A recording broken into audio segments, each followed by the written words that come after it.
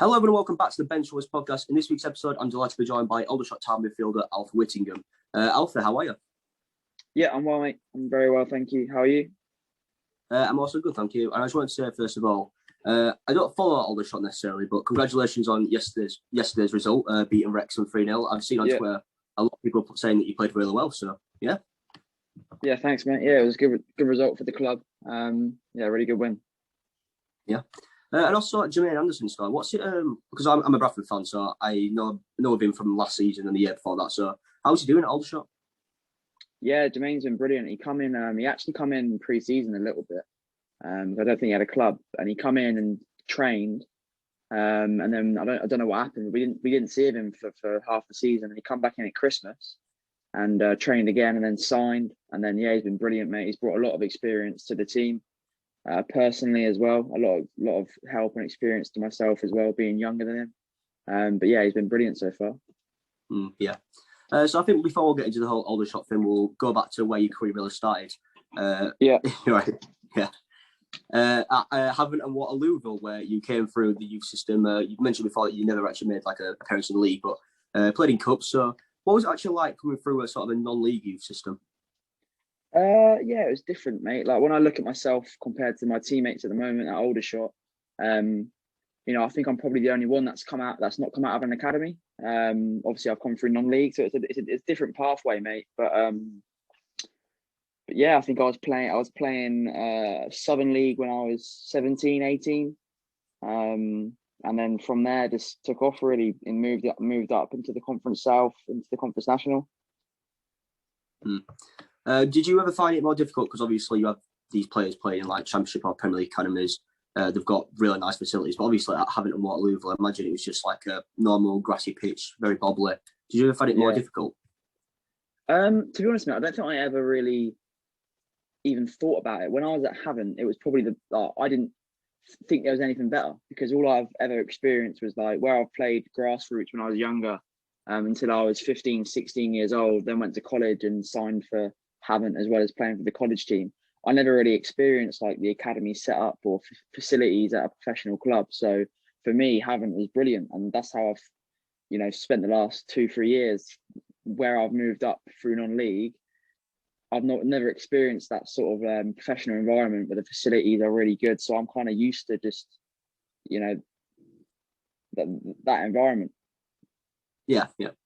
So when you came, like you said, then they got you when you were in college then. So how did that really come about? Were you just playing football for like a Sunday League team, or was it when you were in the Southern Leagues? Yeah, mate. So I was playing just for where I live. I live in Whiteley, which is just outside of Portsmouth, outside of Southampton. And I just played for my local teammate till I was about 15, 16 years old. I went and trained with Portsmouth a few times, academy. Played a few games for them, but I never signed a contract at the academy or anything like that. Then I was 16. And I went to college, South Downs College. They had like a link with Havant and Waterlooville, where it was like a college program where you'd get a college course, but at the same time you'd be a full-time training with the Havant and Waterlooville Academy. And that was brilliant for me, because all I ever wanted to do was like be a footballer and have full-time football. So for 2 years to be able to go to college and play football was great. But during those 2 years, I went out and played for AFC Tottenham, played for Petersfield Town, AFC Portchester, loads of different non-league clubs where I was playing men's football at the age of 16, 17. So it was just a good experience. Did you find it any harder than when playing men's football? Because obviously people are a lot more physically built than you. You might get pushed off the ball at any time. Did you find it more difficult? Yeah, when I was 16, when I first went into that dressing room when I was 16, 17 years old, definitely. It was a big shock to the system.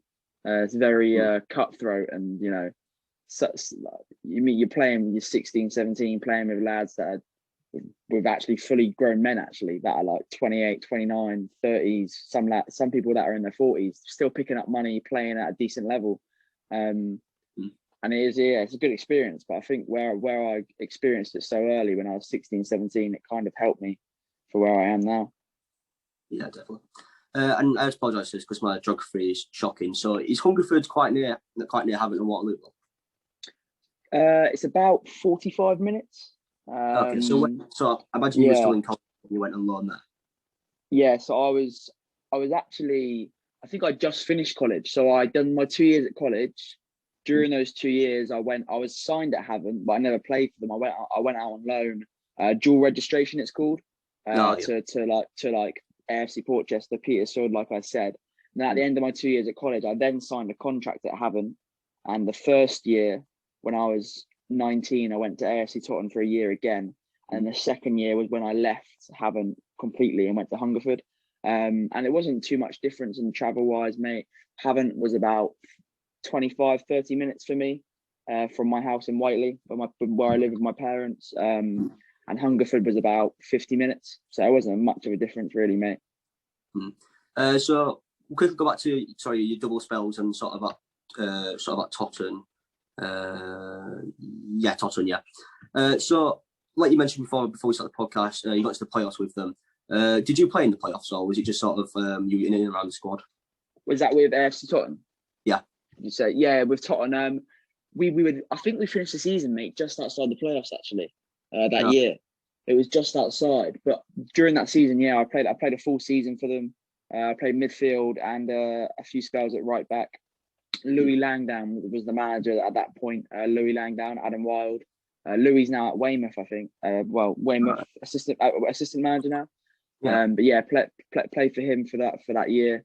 It was another good year where I stepped up from playing a league lower and played a league higher when I was 19. So like you said, when you were 19, so you had people like Louis help you out. As a younger player, how good was it to get advice from someone who's now obviously qualified enough to go and help out at Weymouth in the National League? So how good was it to have someone who was just as good of a coach as he was? Yeah, good, mate. Like, I think it wasn't just Louis. I've had loads of when you're growing up and you're playing at all these different clubs, you always pick up little things that certain coaches, certain players, managers say to you. It might not be everything, but there might be one or two lines or words or like things you can remember that they taught you. And Louis was part of that. Yeah, I learned certain things with Louis that I've taken through my whole career. But I think it's massive, mate, to be open to learning and taking on information, especially when you're at that age, because it only helps. And then were you released from Havant, or is it just like sort of a mutual termination? No, it wasn't released, mate. I was meant to go on loan to Hungerford for the year. I come back from Tottenham, and when I signed my contract with them, I was pretty determined to do pre-season with Havant and get into their first team, and play the season in the National League, because that was the league they got. That was the year they got promoted into the National League from the Conference South. Oh, okay. But I tried my hardest in pre-season, and I just wasn't going to stay with the squad. And then we set up a loan to Hungerford, and then it ended up making more sense just to leave Havant and go straight to Hungerford. So that's what we done. Lee Bradbury was the manager at Havant, and he was happy for me to do it. And still in contact with Lee now, and he's a really good guy, really good coach, one of my best managers that I've been under. But yeah, he was happy for me to do it, so that's what we done. Yeah, and you mentioned Havant actually moving to the National League. So give me one second, mate. Yeah, no worries. I'll be 20 minutes. Go on, mate. Yeah, I've completely forgot now. So Havant were promoted to the National League. As a young player, sort of at Tottenham, at Hungerford, wherever he was at this point, how much of a boost were you to know that the team that you could potentially break into got promoted, so you might be playing at a higher level? Or was it a bit more like underwhelming because obviously you know that they've got promoted, there's less chance you get into the squad? It's a weird one, mate. I never really felt part of the squad at Havant, if I'm honest. I don't think you do. Like, whereas I never played a league game for them. I used to train with them and play all the cup games and come in and play reserve games where they had friendlies and stuff. But I never actually played a league game or was involved in a squad for a league game. So I never really felt part of it. Even when we got promoted, and they had the night out when they won the Conference South and things like that. Like, you just don't feel a part of it just because you haven't played any games and etc. But going into when they got promoted, the first thing I thought was they're going into the National League and I want to be able to play in the team. So pre-season, I just wanted to work as hard as I can to get into it, but it didn't work out. And then I went to Hungerford, and to be honest, I think it was the best thing I'd done, because at Hungerford it was Ian Herring, and he gave me 40 games in the Conference South, which then again, I just pushed me on and gave me more experience. So you mentioned there as well how did the move sort of come around to Hungerford as well? Because you mentioned the manager. Was it just from your previous loan spell, or was it more of just other contacts? No. I think it was Lee Bradbury that got the contact at Hungerford. I said to him that I wanted to go and play. I wanted to go and play Conference South, and the only options I had, I think, were in the Southern League again for that year. And I didn't want to play another year in that league. I wanted to push myself and play higher again. So as soon as I had the opportunity, I went and trained with Hungerford in pre-season, went and played a game for them, and then played well, impressed Ian Herring, the manager, and then they wanted me on loan since from then. And then a couple of weeks later, when it turned into me signing for Hungerford instead of a loan. So who was actually like the player when you first signed Hungerford? Who was a player who stood out to you for being probably one of the best there?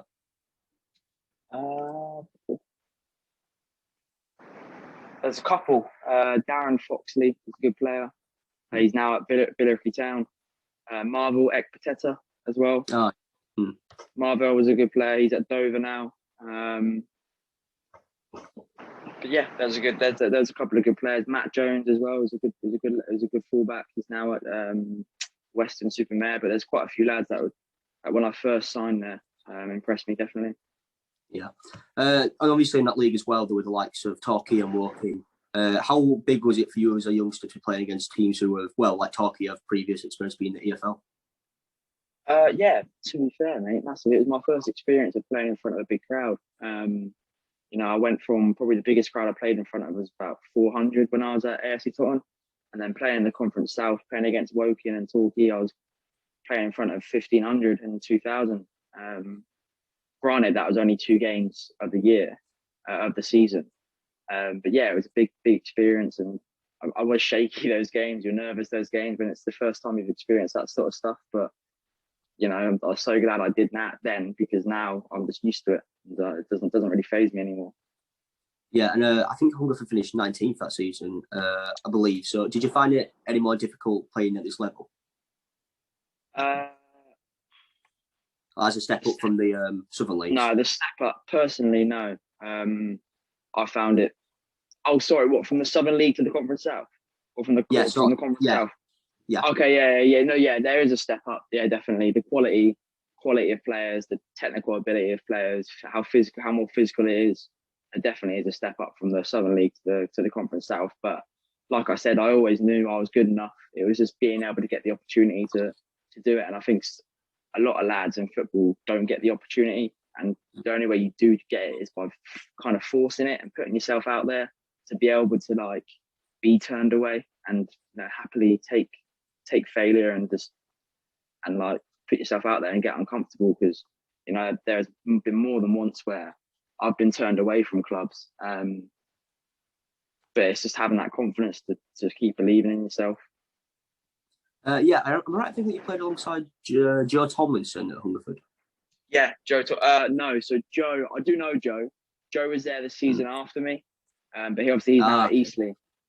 Joe was there the season after me, but yeah, I'm a very similar story to Joe. I'd done a year with Hungerford and then got signed by a National League club, which is the same as Joe. Obviously, he done his year at Hungerford and then got signed for Eastleigh. Yeah, and in your year at Hungerford as well, you got young apprentice season. So, as a youngster, how good a feeling is that? Does the manager give you it, or is it like the fans or the players? Yeah, it's the manager. I think it's the manager and a mix of the staff. But yeah, it was a nice feeling to get it, mate. The big thing that year was that we stayed up, mate. We had a lot of problems that year in the club. It's brilliant now. It's been taken over by guys down there that have done really well. A guy called Patrick and a few others, Carl Reeder, and it's on its way up. As you've seen how they've done this year, they've done really well, and the new manager there as well. But when we were there, we had to be fair to Ian, like he had a lot of problems off the field that he had to deal with, and we did struggle at points in the year. But we pulled through. The last game of the season, we stayed up in the Conference South, which is a massive achievement compared to the money that the boys were on, the wage budget we had, the facilities we had. It was massive. Was there a pitch invasion or anything when you stayed up? Yeah, there was.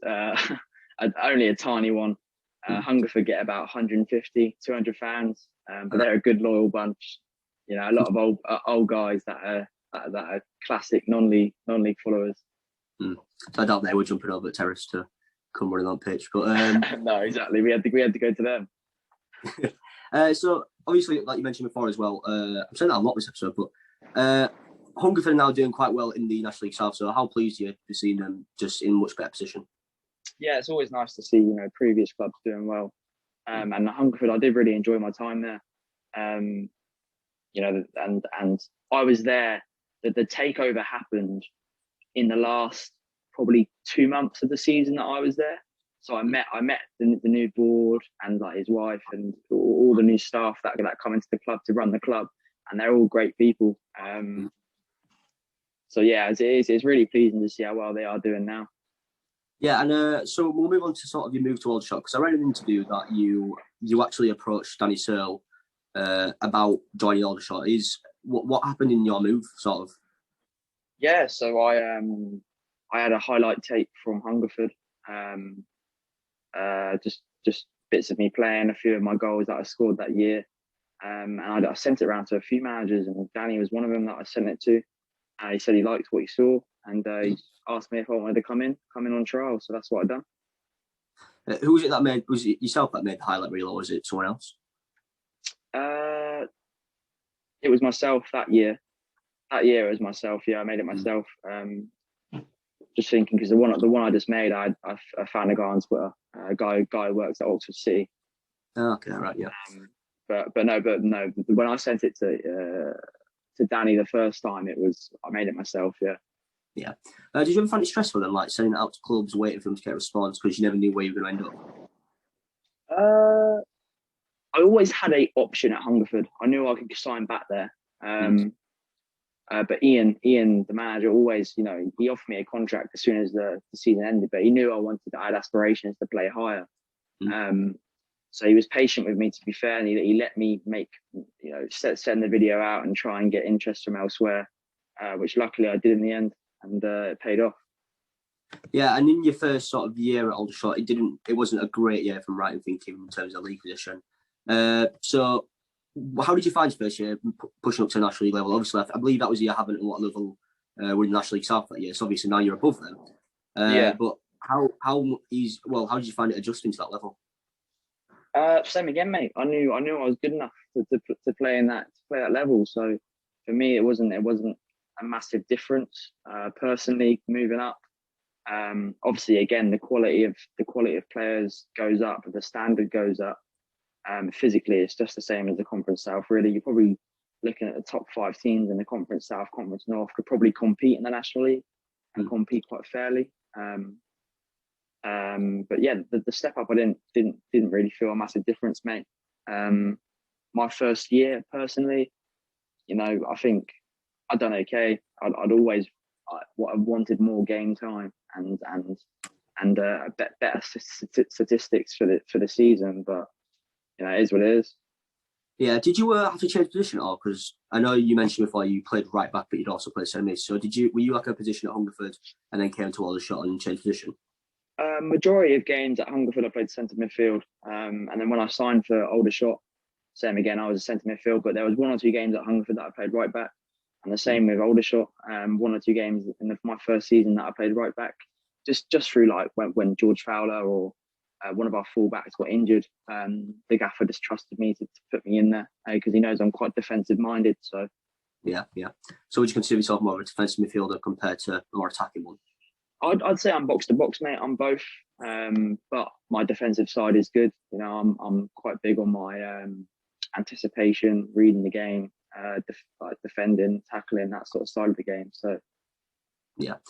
So before I actually ask you this next video, I'm going to quickly talk about your dad. So your dad, is it Guy Whittingham, right? Yeah. Yeah, and I'm also right in thinking that he either managed or played for Portsmouth. Yeah, he managed and played for them, mate. Yeah, both. Oh, both, yeah. So obviously having your dad who's played at a high level like that, how good is that for you in terms of getting advice and things?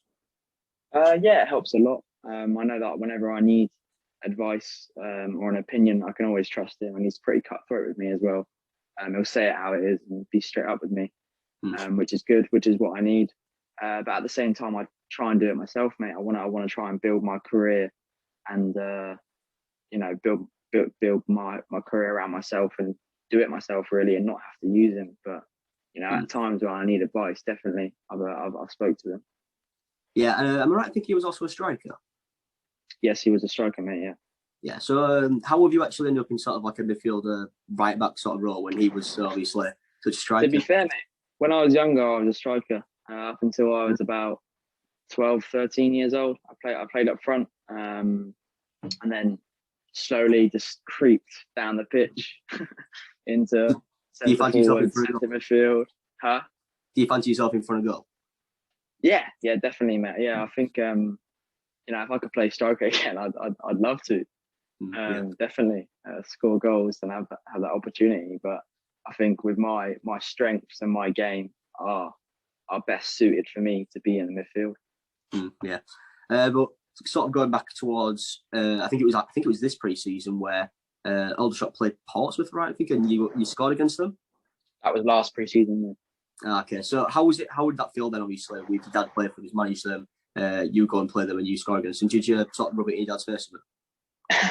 Yeah, it was a good feeling, mate. My dad was there actually. That was the first goal that my parents saw me score for Aldershot. They were there in pre-season, and that was actually my first game at the home stadium, the EBB, in front of the fans. So for me, it was more, it was nice to score against Portsmouth, obviously, being my dad's club growing up. But for me, it was a good feeling just because it was my first goal for the club and in front of the fans. It was the first time I played in front of the fans at Aldershot, and they're brilliant.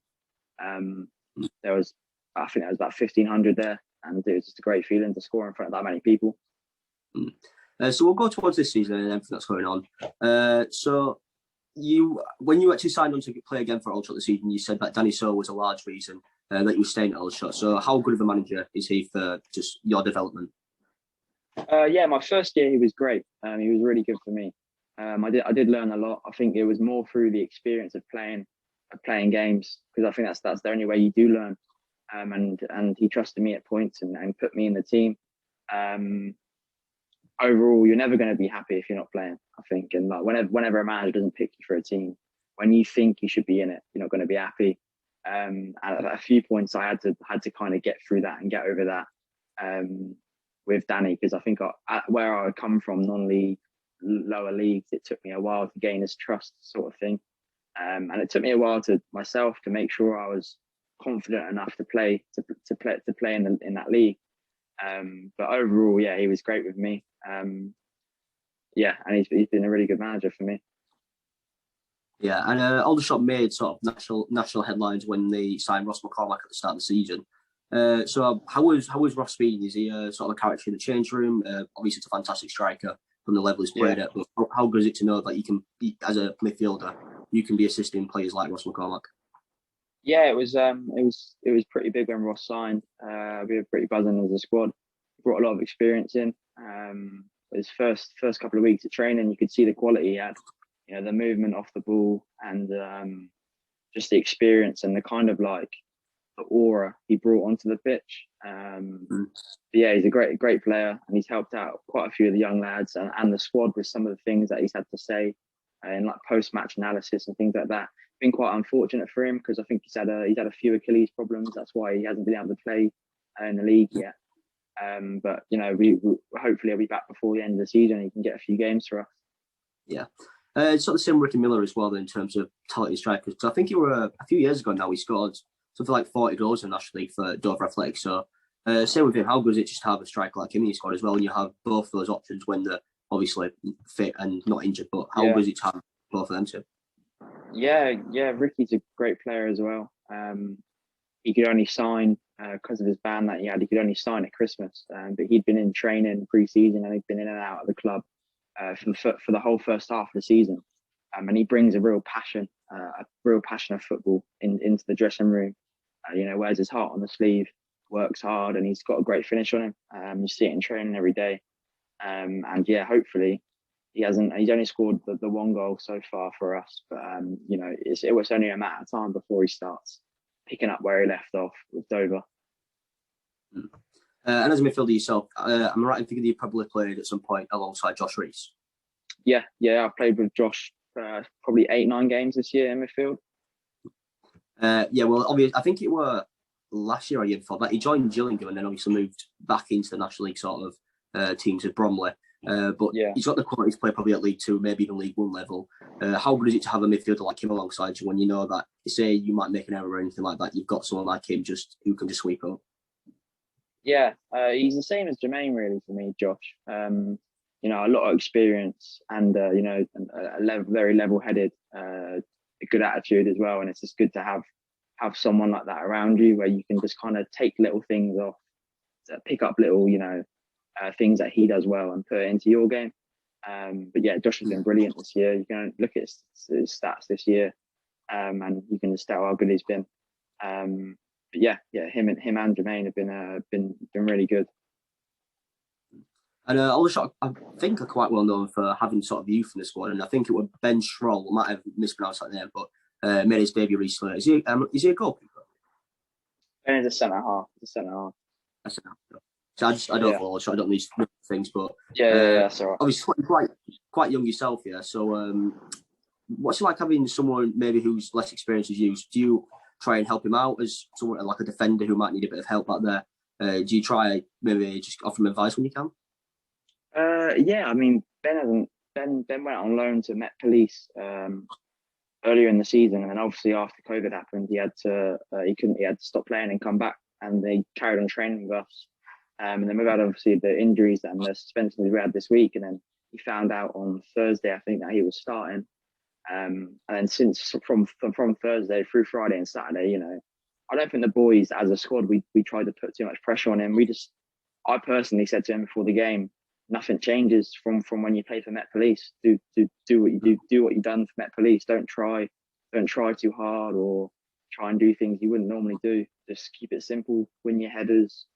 You know, Ben's very good on the ball. I said to him, you know, if you can play, but if just do what your instinct tells you, really. And kept it short and sweet with him, and I think that's what everyone done. And yeah, it paid off because Ben done really well. Yeah, I think he has. But sort of a bit of a more open question here.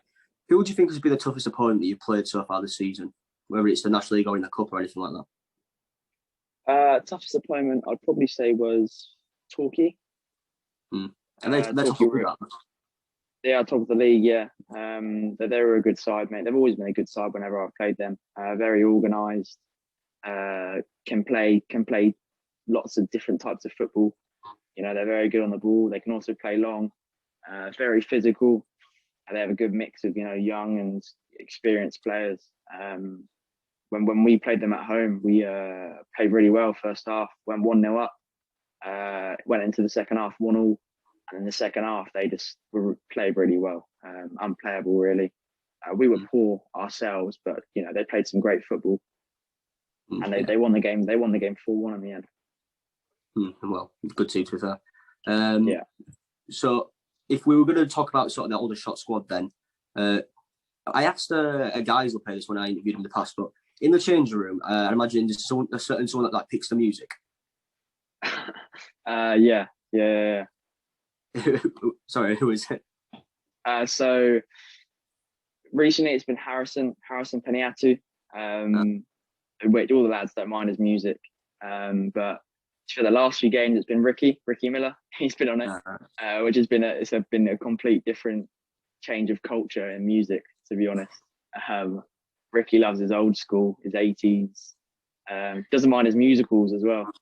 Oh, gosh. You know, songs out like The Greatest Showman and stuff, but the lads are all like, Ricky Miller likes The Greatest Showman.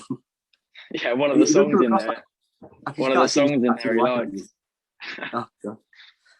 Would you not put your hat in the ring for choosing the music? Oh, mate, yeah, I'm happily done it a few times, but for me, when I'm playing, especially, I don't really like to do it. You can call me superstitious, but I just like to turn my phone off at 1:30 and just think about the game. I don't really like to be relying on the lads relying on me playing, starting, stopping the music. So we'll move on then to sort of more of a personal aspect in terms of your career and outside of football. But am I right to think that you're also a personal trainer? Yeah, so when I was at college, I got my personal training qualification. And then obviously when I was playing for AFC Tottenham and Hungerford when I was 19, 20, it was only part-time. It was Saturday's games, and then Tuesday and Thursday night training. So I had to find another job. So my personal training qualification came in handy because it allowed me to go work full-time in a gym, around it. Have you not doing it anymore now that you're Aldershot then full-time? No, so yeah, Aldershot's full-time, which is what I always kind of wanted. I've dabbled in it a little bit, had a few clients, done a few sessions at a company that's in Winchester, but majority just whenever I need a bit of topping up for money, really. I try not to do it. Try just to focus on the football. Yeah. So when COVID was happening then as well, and obviously the season got cancelled, did you find it as like a good way to stay fit then by using your personal training skills? Yeah, definitely. Well, we had obviously the end of last season finished early. The 3-4 months, about 3 months we had off through summer. Yeah, I made sure I built a gym in my garage and just made sure I used my knowledge just to keep myself fit and healthy. But also had a good rest because a lot of games in the season. Made sure I had a good rest and recovery period. Yeah. So again, it's struck you kind of badly here because it's kind of going away from it all. But what team do you support? Obviously, coming through the Havant and Waterlooville Academy, do you support Havant or is it another team? Portsmouth, mate. To be honest, where I grew up with my dad being around Portsmouth, and I was a ball boy at Portsmouth when I was younger as well. It's always been Portsmouth, but after my dad left them, I kind of always supported where my dad was really, family-wise. So whatever club, my brother's a sports scientist, my other brother is a football coach, and my dad was a manager, and it's really I've only ever supported wherever they've been working for, sort of thing. And it's the same with me. I support the club that I'm currently playing for. Really, I've never really had one club that I've supported. Yeah. And you mentioned that your dad being a manager, your brother being a coach, your other brother being a sports scientist. So they're all sort of involved in football. Do you find it might get heated when you all meet or anything like that in terms of discussing football? No, we're competitive, me and my brothers and my dad, definitely. Whenever we, get the ping pong table out in summer or go bowling or anything like that when we were younger, play a game of tennis, we're always competitive. But in terms of arguing over football, no, we're all pretty calm in that sense. Would you ever be interested in getting into coaching? I don't know, mate. I really don't know. I think I'm starting to see the other side of the game at the moment, where you have to think more tactically and technically, and I'm starting to get interested in it more. But I don't know. I really couldn't tell you at this point. I think if you ask me that question again in a couple of years' time, I'll know for sure if I want to do it in the future or not. So do you not have any coaching badges or anything like that? I've got my level one coaching badge and just in the FA, and then I've actually got my obviously personal training qualifications, fitness instructor qualifications, and I'm actually a level 8 referee as well. When I was 15, I'd done my referee course to earn some money on a Sunday. How did you find refereeing then? Because I know my brother used to do it and he finds it horrible because of all the abuse you get or anything like that. So when I was younger, mate, I was fine, to be honest. When I was 15, 16 years old and I was refereeing games that were like under 11s, under 12s, it was all right. You get a bit of stick from parents sometimes, but it was never. I like to think I was a good ref as well, to be honest, mate. Where I played the game, I understood it a lot more. So I thought I was quite good. Yeah, well, at least you didn't get any abuse from any 11-year-olds or anything like that. No. But we'll sort of move on then to the National League North and South as well, with what's happened with that, with it being null and voided. A lot of clubs are contesting it right now, but do you believe it was the right decision to null and void it? Obviously, you play for Hungerford, so you know what situation they might be in, or do you think it was the right decision? I think first and foremost, mate, it's always got to be the players' safety, and the club staff. It's their safety is the most important thing, and where a lot of the clubs couldn't afford the right procedures of like the test and tracing and things like that. It should be cancelled. And it's the same with our league, to be honest.